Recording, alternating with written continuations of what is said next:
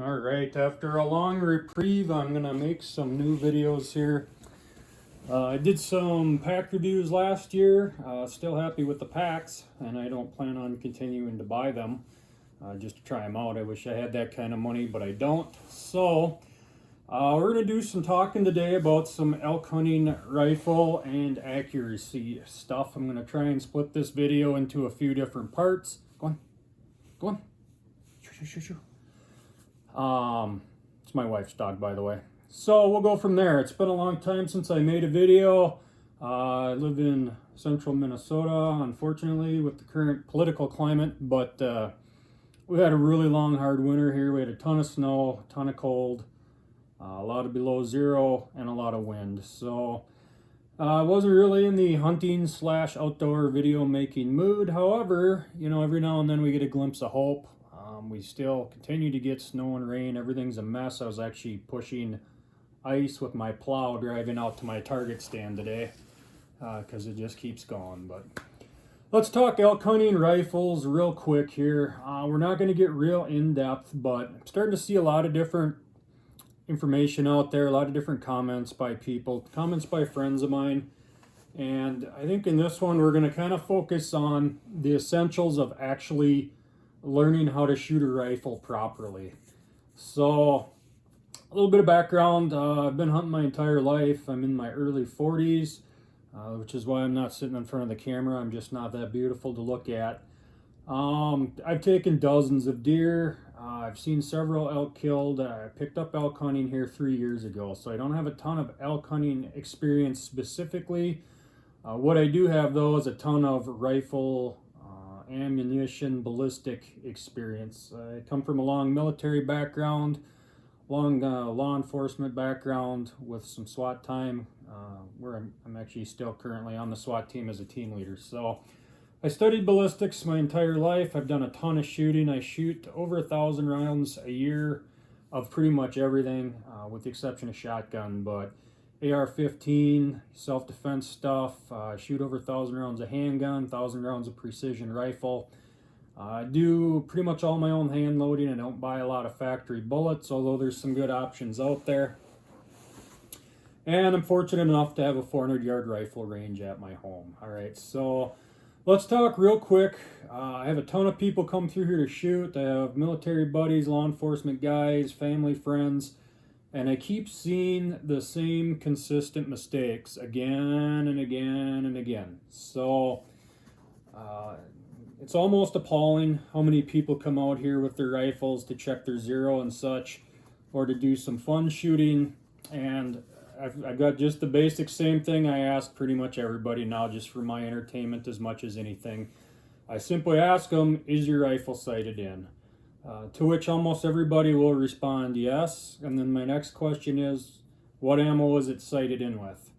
And generally they'll have no idea what they shot last, all right? So when people go out and shoot, they tend to shoot a whole box of ammo, and then they're out of ammo, and oftentimes they just go to the store, buy another box of ammo, whether it's the same ammo or not.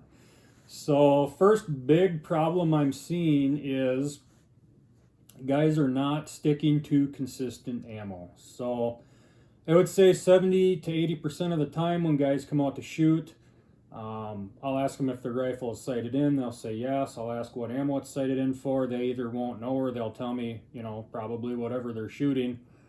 And then I usually just have them start at the 200-yard target. So it used to be 10-inch. That one finally broke after years of abuse. Right now I've got an 8-inch target up at 200 yards, and more often than not, again, probably 70 to 80% of the time, guys will not hit that target. I'm almost shocked if a guy hits that 8-inch target without making any adjustments. So there's some issues that need to be addressed just in general. That should not be a hard shot. I mean, I have a bench here. They're shooting off a rest with the rear bag. So there's a few different things that I'm seeing that are causing some issues, all right? So let's talk through rifle setup. Let's talk through ammo real quick. And this first video, I think, will be just about troubleshooting some stuff and ensuring that guys that are looking to get out west and hunt, or just shoot in general, have a very good basic understanding. So Again, just understand my perspective. I am not a professional hunter. I'm not a professional shooter. I wish I was, but I'm not. This is coming from the perspective of an average guy with average rifles, all right? So a couple of my Western hunting rifles. This is a Tikka T3X in 308. This is my son's. I tell him it's his. It's obviously a Remington 730-06, a really nice old rifle that I got a really good deal on last year. And I'm currently between 300 Win Mags. I had one I was trying to work on. Every time it would warm up, the groups would open up significantly, so that one ended up going back. I'm not going to really specifically talk about caliber today, but I consider all three of those that I just mentioned adequate Western hunting rounds, without a doubt in my mind. Obviously, if you're talking specifically elk hunting, you know, the bigger the better, to a point. So, but again, we're talking about average rifles here with finally getting up to a little above average optics here, that $500 to $1,000 range. But again, let's talk about the issues that I'm seeing with guys that are looking to head out hunting, and they really struggle. So again, the first two issues that I'm seeing and that I want to talk about is, number one, ammo. All right, you have to zero your rifle with a particular bullet, and then you have to keep using that same bullet. All right, I'm not saying you can't switch back and forth. You know, I don't shoot 180 partitions all year to practice. It's way too expensive.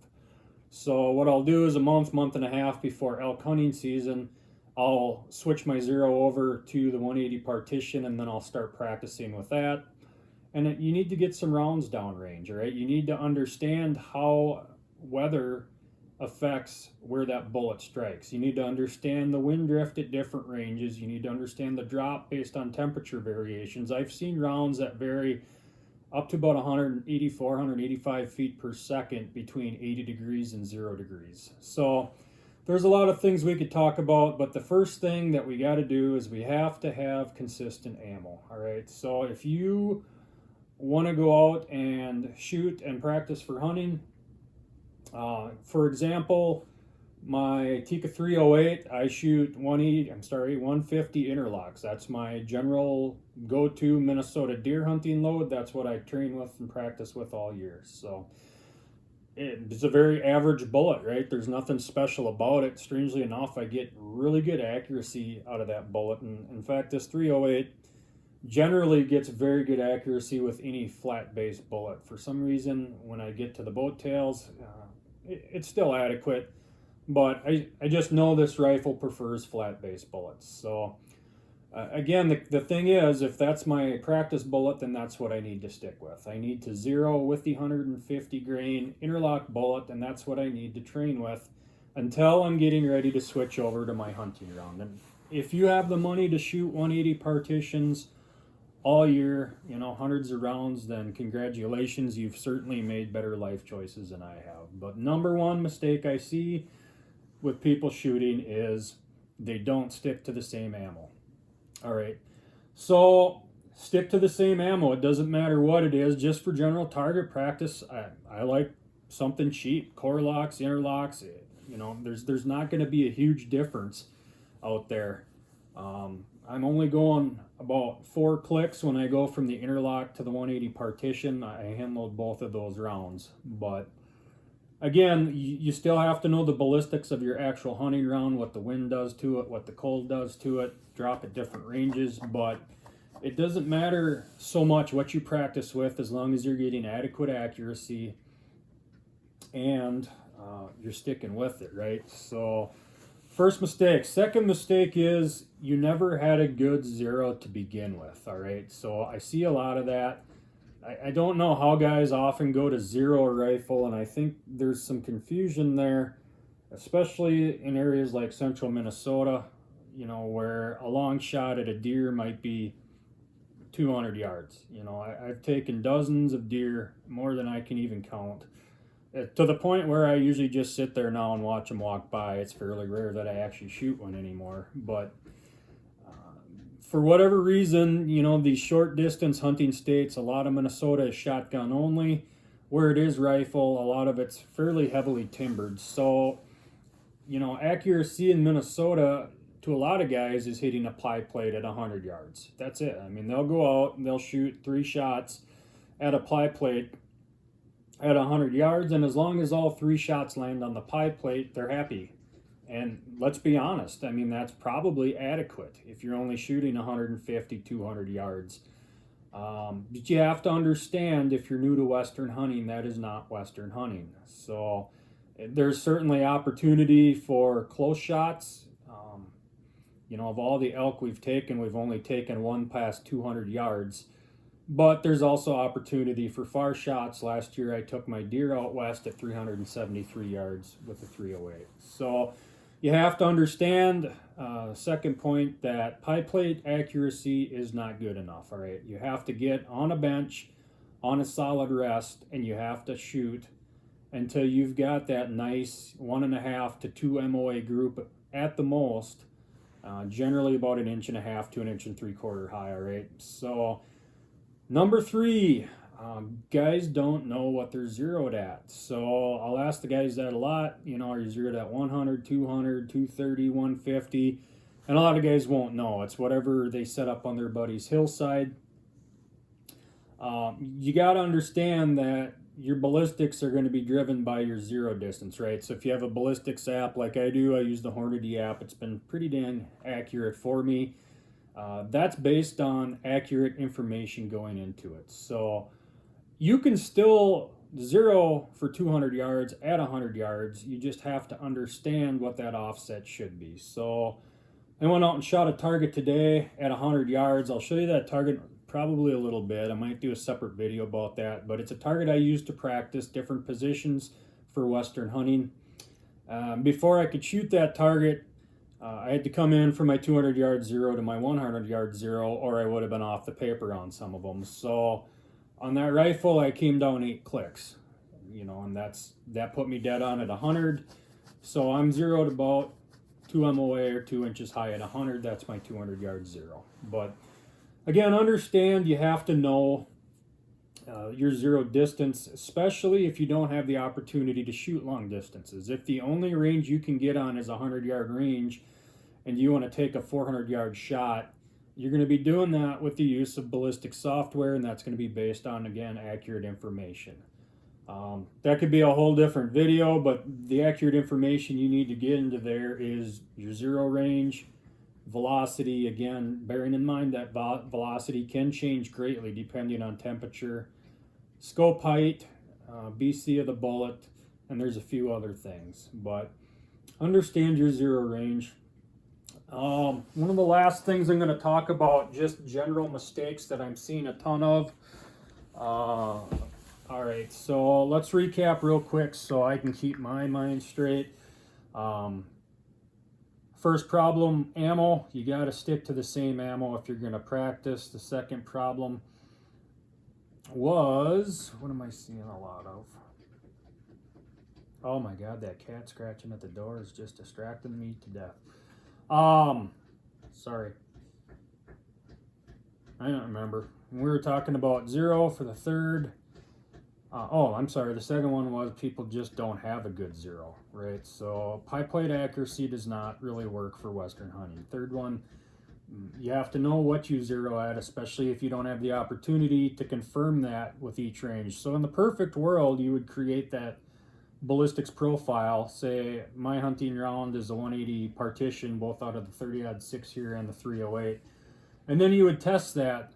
In my case, I have a 400 yard range, so out to 400 yards. I would zero at 2. I would see what it tells me for drop at 3, hold that or dial that in and confirm it. And I would do the same thing at 400 yards.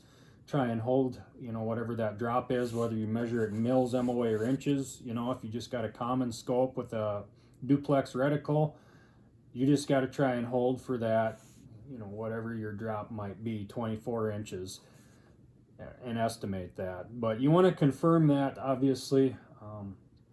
Sometimes that's hard to do, though. And like I said, I'll talk about that target I shot today a little bit. But the last problem I see with guys that really affects their shooting is they're just scared to death of their rifle. All right, so My brother-in-law has a gun identical to this, except a left-handed version because he's backwards and all messed up. Again, this is a nice old Remington 730-06. This is a very good shooting rifle. I did not free float this. I've just never found the need. This gun will hold one MOA all day long with hand loads. So I bought this rifle, again, a really good deal last year. I bought it for my son. I had always wanted one of these that I could pass down to my kids. Unfortunately, my kids were old enough to actually shoot it before I found one in a reasonable price range. But the first thing I did to this rifle when I got it, I needed the gunsmith to clean up a couple things. There was a burr on the bolt. The ejector wasn't working properly. But one of the first things I had him do was install an aftermarket recoil pad. And I know guys hate that, and I know they say, you know, it can take off the value or the looks, and you know what, it can. But to me, a rifle is a tool.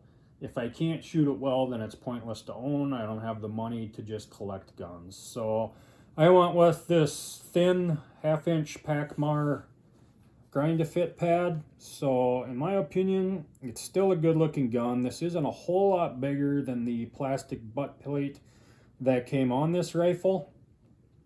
It makes a significant difference. All right, is it as nice as my Limb Saver air cell that I put on my Tika? No, it's not. You know, I can shoot this gun all day long, and it'll eventually, you'll know. I mean, it'll start to wear on you, but a huge advantage to this 1-inch recoil pad.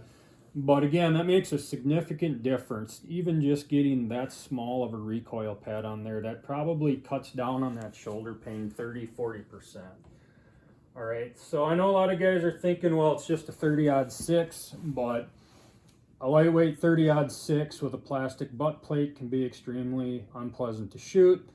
And if it's extremely unpleasant to shoot, you're not going to shoot it. So I mentioned my brother-in-law has an identical rifle and left-handed. He will not change his butt pad. He's got the factory one on because it was his grandpa's gun, who handed it to his dad, who handed it to him. I'll be straight up with you. I hate shooting that gun. The way that thing is put together.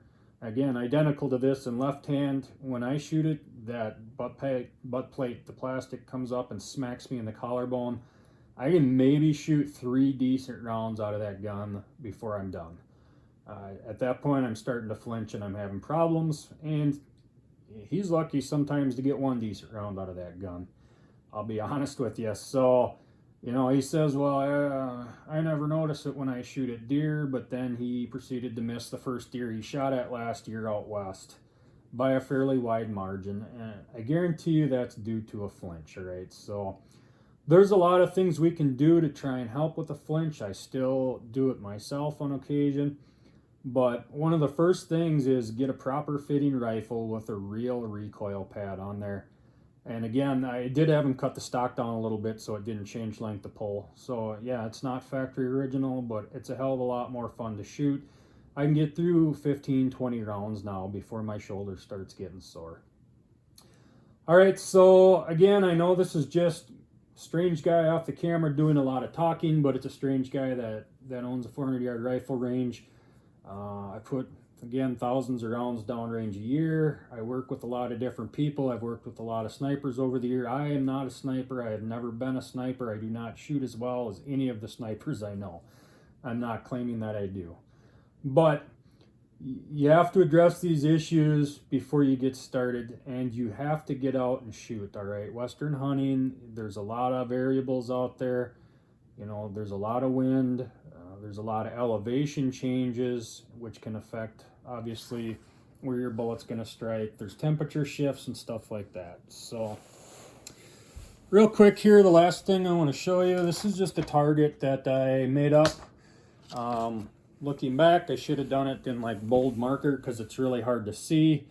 But this is something I use to practice for Western hunting. So, this first little, these 2-inch box, 2-inch box, 3-inch box, I believe that's a 4-inch box and a 6-inch box. So I know a lot of guys are limited to just using a 100-yard range, and it's really important to get off, you know, the bipod or the bench and actually do some practical shooting. So Trying to think of a way I could do that. I'm actually going to use this for our SWAT snipers here this month when we do our SWAT shoot. But this top right 2-inch box, this is prone supported, all right? So you can shoot this off a bipod, you can shoot this off a pack, you know, whatever you're going to actually use in the field. If you're not going to put a bipod on your rifle to hunt with, then don't use it for this. But again, you can shoot this however you would shoot a supported shot in the field. I shot this one off a pack. Probably a little less than a 3/4 inch group. So again, that confirms that any problems after that are mine, not the rifle or the ammo. Second box here, 2 inches. This one I shot sitting off my shooting sticks, which are actually trekking poles. I just crossed the straps on my trekking poles. I put my pack under my right elbow. So I have trekking poles, or we'll call it shooting sticks in front, the pack under my right elbow. So it's a fairly good supported position. That's the position I used last year to take that deer at 373 yards. Today, I didn't shoot great. All right, I threw 2 shots high left for whatever reason. Again, that's why we practice. So in hindsight, you know, I should have taken a little more time. I should have got a little more settled in.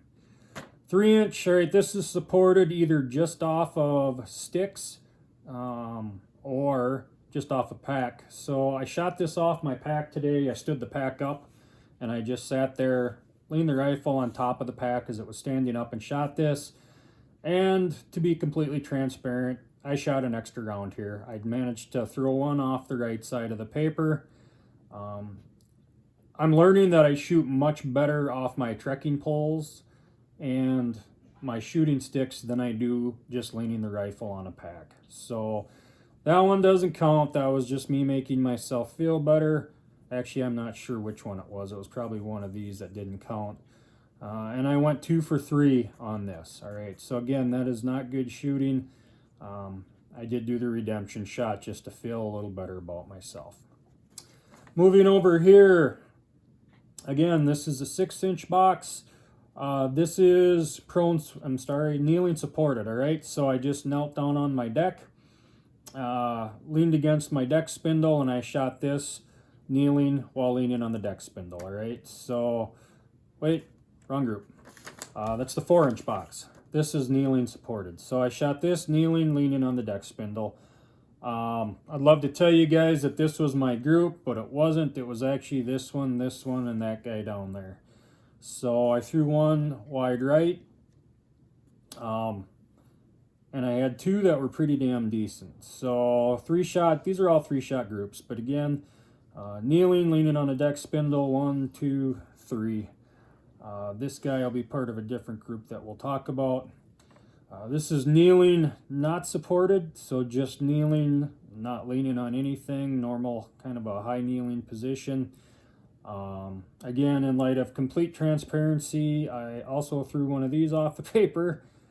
In my defense, it is not very nice out. It looks sunny and beautiful. I don't know if you can see the plants rustling on the deck there, but we got about 15 to 25 mile an hour winds today.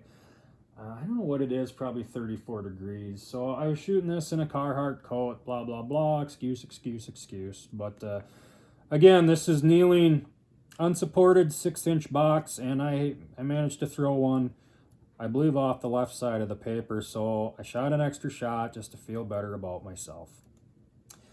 And then the last group I do, which is this box here with the dotted line, is just standing offhand. I actually managed to get them on there. Actually, probably a little better than this since I threw one of these off the paper. But standing just offhand, I shot this one, that one, and I just clipped the edge of the paper down here. So 3 shots. So again, this is just an idea. If you have a 100-yard range and you can't always get out to 200, 300, 400, 500 yards, I'll just cover this again really quick. You can certainly make this yourself. It took me about 5 minutes to draw up. This is 2 inches shot from the prone supported. This is 2 inches shot from the sitting off of trekking poles or a bipod with a pack as an elbow rest. This is a 3-inch box shot either just off sticks or just off a pack standing up. And again, I threw one off. 4-inch box, this is kneeling supported, so against a tree, a deck spindle, on top of a log, you know, however you want to do it. The 6-inch box is kneeling unsupported. Again, I managed to throw one of these completely off the paper, either a little higher or a little left. And then the last group is going into this big box, 1, 2, barely 3. That is standing unsupported. So get out, guys and gals, and practice. Again, I can't stress the importance enough of actually knowing your drop and your wind drift, not just seeing it on paper, but getting out there. My neighbor, my closest neighbor here, lives about a quarter mile away, and I finally met him after I lived here about 6 years, which is how I knew he was a good neighbor. And he was laughing and said, "My God, man, you shoot all the time in some of the most miserable weather. You shoot in the wind, you shoot in the snow, you shoot in the rain." And I told him, yeah, I do, and that's for 2 reasons. One, I don't get to pick the conditions that I have to defend myself or other people in law enforcement. And 2, I don't get to pick the conditions when I hunt. I spend a ton of time and money getting ready. You know, those tags are expensive. It takes me a long time to get out west. So I want to be ready. If it's windy, if it's raining, if it's snowing, if it's cold as hell, I want to know what my rifle's going to do. So again, I can't stress enough. Focus on the fundamentals, all right? Make sure you're using consistent ammo. Make sure that you have a good zero to begin with. Make sure you know the distance you're zeroed at. Make sure the rifle fits you and doesn't scare you to death, all right? I would take a guy any day with a 308 that shoots it well over a 300 Win Mag or a 338 that shoots it like crap. So, and again, the last thing, if you guys are interested and you only have a 100-yard range to work with, feel free to make something like this. And it doesn't have to be how I shot it. I mean, you can do this one standing and leaning on a tree. You can do this one sitting, you know, cross-legged, leaning both elbows on knees. Make it how you want, but get out there and practice some actual field positions. At this point, I've never taken an animal out west from the prone position or off a bench.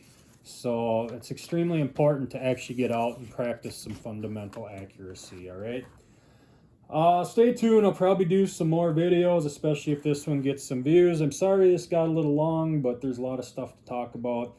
And again, I say it in pretty much all my videos. It is now April. If you're looking at a western hunt, get shooting. Use consistent ammo and make sure you're starting to get in shape, all right? I hope your winter has gone better than a lot of ours up here in the North Country. Let me know if you have questions or comments, and feel free to hit the like and subscribe.